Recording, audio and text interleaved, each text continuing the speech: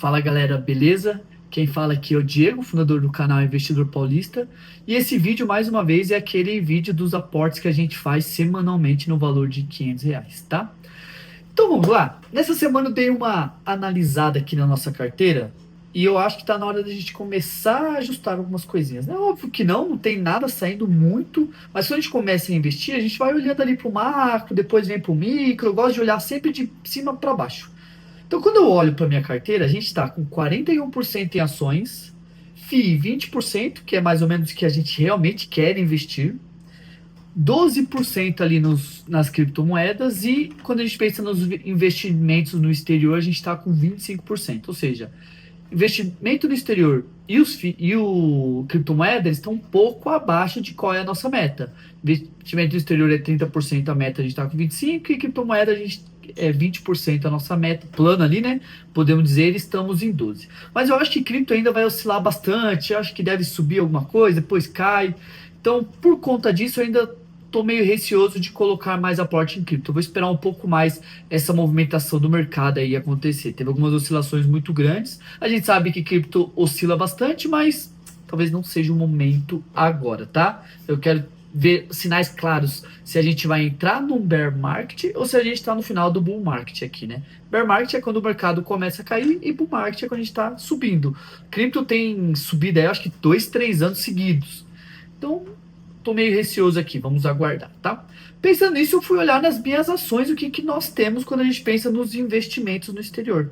Então, atualmente, o que nós temos? Apple, então a gente fez um aporte ali de R$ 500 em Apple, que hoje a gente já está com upside de 5%. A gente investiu na Google, então também fizemos aportes, na verdade não foi de R$ 500, foi R$ 430 por causa do valor ali, né, da cotação. Tá com upside ali mais ou menos de 30%, subiu bastante depois que nós compramos. E a gente tem VVB11, que a gente comprou comprando quase R$ 1.600 ali, tá? Com upside também de mais ou menos 5%.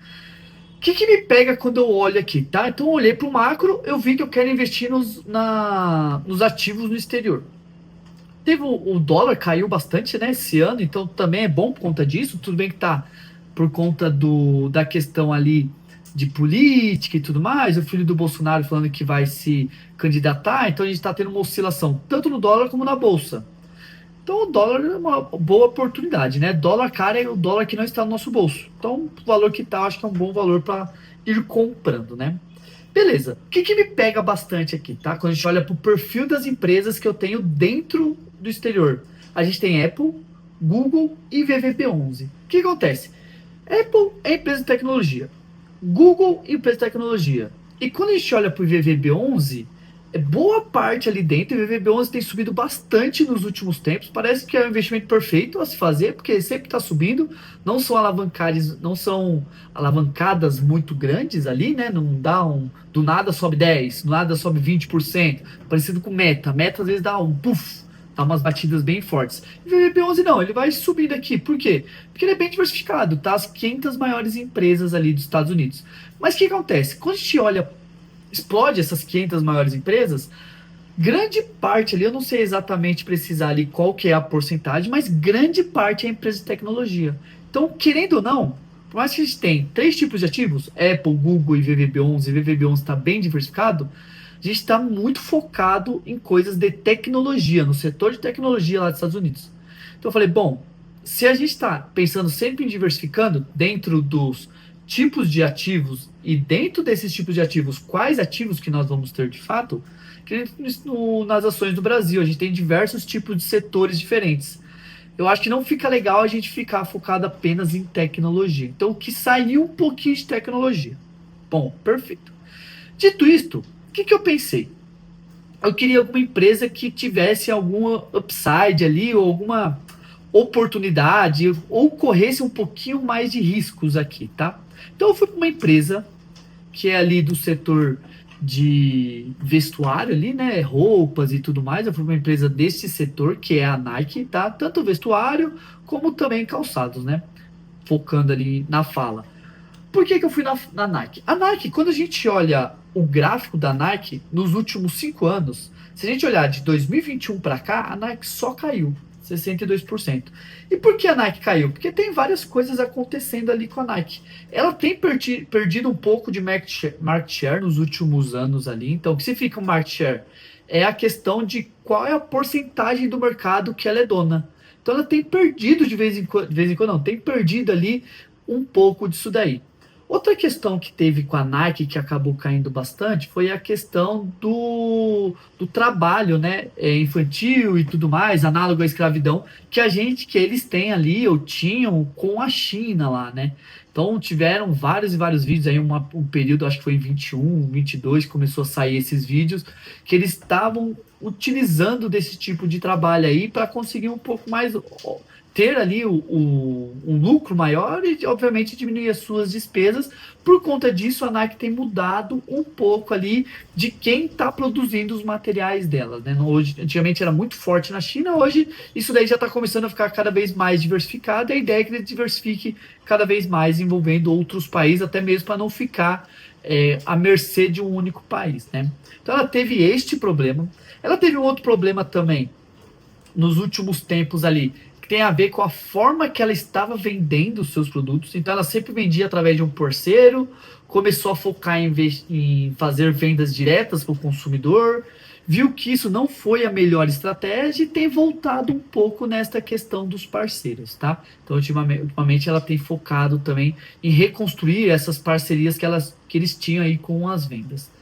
Uma outra questão que pegou bastante a Nike é a questão das franquias e tudo mais. O que isso forçou a Nike? Forçou ultimamente, a Nike ela acabou ficando com um estoque muito grande de produtos quando as franquias foram fechando. O que ela fez aquilo? Ela viu que era muita grana quando as lojas delas foram fechando, então ela tinha um estoque muito grande que estava parado. Para vender aquilo lá, você tem basicamente duas coisas para se fazer, né? Ou você espera a venda de fato acontecer daquilo ali, ou você acaba fazendo promoção. Quando você faz promoção, você traz mais dinheiro para o seu caixa. Em contrapartida, você tem um lucro menor, se você tivesse feito a venda no valor cheio daquele material. Então isso tem diminuído um pouco as margens da Nike, tá? Esses são alguns desafios. Tem outro desafio porque as coisas estão começando a ficar bem nichadas. Se a gente olhar até na internet, tem ficado muito nichado, né? Antigamente, você tinha influenciadores que falavam de investimentos. Hoje você vê que os investidores que falam de investimento, eles acabam nichando também as coisas. Para quê? Para ficar cada vez mais a cara dele, dedicado com alguma coisa. Quando a gente olha para a Nike, os concorrentes da Nike, então acaba acontecendo a mesma coisa. Então, hoje em dia tem marcas que são muito fortes quando a gente fala sobre corrida. A gente tem marcas muito fortes quando a gente fala sobre, sei lá, bicicleta. A gente tem marcas vestuário, né, para bicicleta e tudo mais. Então, a gente começa a perceber que as coisas estão começando a ficar muito nichadas. Quando as coisas começam a ficar muito nichadas, para a Nike, acaba sendo um desafio maior. Ela precisa investir em P&D ali, desenvolvimento de produtos, com a capacidade de uma empresa que às vezes está focada só naquilo, tá? Então a Nike ela tem diversos desafios ali, tá? No último ano, no final de 2024, a Nike trocou o seu CEO, que veio com diversas estratégias ali, tá? Tanto essa questão da venda, tá focando muito na parte de P&D, tá focando muito na parte de marketing. Hoje não tem jeito, essas empresas precisam investir em marketing, principalmente a Nike, que é uma empresa global. Tá? Então esses daí de forma geral são alguns desafios ali da Nike, tá? Por conta disso, nos últimos 4, 5 anos a Nike tem só caído. Por quê? Porque os investidores já percebem que ela está num momento perigoso. Então eles acabam o quê? Precificando por conta disso. A gente fala que o mercado ele é inteligente. Eu não acredito nisso 100%. Eu acho que o mercado ele é bem eficiente, mas não totalmente, tá? Então, por conta disso, eu acho que a Nike já está sendo precificada com todas essas coisas. Em 2021, ela estava no preço ali mais ou menos de... Chegou a bater 90 e poucos reais, 97 reais, 99, aqui dependendo do dia, né? E hoje a gente está com 34 reais, ou seja, diminuiu quase 3 vezes o valor. Então, ou seja, são os investidores percebendo que ela está com um risco muito grande e precificando isso. Aqui, a grande questão que a gente tem que se perguntar é, será que essa precificação já está a mais do que deveria ou não, tá? Eu acho que sim, porque a Nike ela tem algumas coisas também bem positivas que eu anotei aqui, tá? Primeira coisa, é uma marca super poderosa. Quando a gente fala da marca mesmo, do símbolo Nike, em qualquer lugar você já vai referenciar que é a Nike. Apenas aquele símbolo é uma marca muito poderosa e de âmbito global aqui, né? Eu acho que 100% dos países ali acaba tendo Nike. Se não tiver, é um caso ou outro muito específico, tá? Outra coisa muito boa é o portfólio dela diversificado. Então, quase que tudo, quando você pensa alguma coisa a ver com esportes, você pensa na Nike. Então, se você pensar em meias para correr, você pensa na Nike. Se você pensar em tênis para correr, você pensa na Nike. Se você pensar até num tênis casual, você pensa na Nike. Tem o Jordan, tudo mais, tem os ficcionados pelo mundo todo comprando Jordan. Se você pensar em material, você vai ver que sempre vai ter algum material da Nike ali, independente do tipo de esporte. Então, a Nike, ela é uma marca muito forte quando a gente fala de esporte.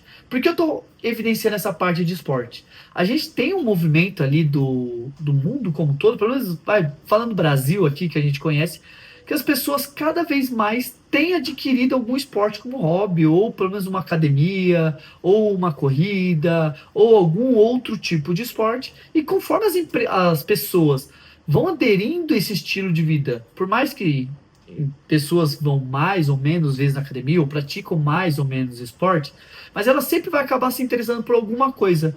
Ela se interessando, é óbvio que ela vai começar a querer consumir produtos com mais qualidades daquele esporte ali. E pode ser que vai caindo ali na Nike. Então, a Nike, ela está num ramo onde as pessoas estão começando a colocar o pezinho. A Nike, ela tem uma liquidez muito boa e ela tem um caixa muito bom. Então, por mais que teve uma desaceleração aí nos últimos tempos ali, né? Porque foi por isso que motivou a queda das ações, né? Por mais que ela tenha uma desaceleração, mas o caixa dela ainda é muito bom. E o perfil da dívida dela dá margens para se ela precisar mexer alguma coisa, fazer um grande investimento em algum grande projeto e tudo mais. Então, quando a gente olha, a gente vê que a Nike tem vários desafios, tem alguns pontos positivos ali, marca, clientes, o mundo cada vez mais focando um pouquinho mais em esportes, mais ou menos ali. Ela tem ali luz no final do túnel que pode trazer grandes benefícios e ganhos para ela, tá? Então é isso, é a gente olhar, ver os desafios, ver lá para frente o que a gente acha. A Nike já demonstrou para a gente que ela conseguiu se desdobrar várias vezes, tá? Então a ideia deste investimento na Nike agora é o que? Ter esse upside ali, pensando quanto que a gente pode ganhar se ela voltar aos preços antigos e tudo mais. É obviamente que ela vai ter um trabalho ali para conseguir isso, ela vai ter um desafio e tudo mais. E a gente está aqui votando que esse desafio que ela vai passar, o que ela está passando, ela vai ter grandes resultados. Beleza? Como que foi a compra então, tá? Então, eu comprei 14 BDRs da Nike, tá? Com o ticket Nike 34, que a gente está comprando, lembra? A gente não está investindo nada diretamente lá fora, tudo através de corretoras. Então, eu investi no BDR, que são títulos atrelados às ações lá fora, né? Então, a gente investiu 14 títulos, 14 BDRs, né? No valor de R$ 35,63, totalizando uma compra ali de R$ 498,82. Eu vou deixar aqui, vocês vão ver do meu ladinho aqui, a nota de corretagem confirmando a compra disso daí, tá bom? Dito isto, como ficou a nossa carteira? Então, hoje, a gente está aproximadamente assim. Quando a gente fala de criptoativos, a meta é 20%, a gente está com 11,8%. Quando a gente pensa em ações, a meta é 30%, a gente está com 39,7%. A gente acabou comprando um pouco mais em ações aqui, tá? Quando a gente pensa em FII, a meta é 20%, a gente está com 19,5%. Então, bem próximo ali, tá? E no exterior, depois desse aporte, a gente estava com 25%, agora a gente está com 29,1%. E a meta é 30%. Galera, é isso. Dá uma curtida aqui, vai me ajudar muito aí no início deste canal. Beleza? Um grande abraço e até o próximo vídeo.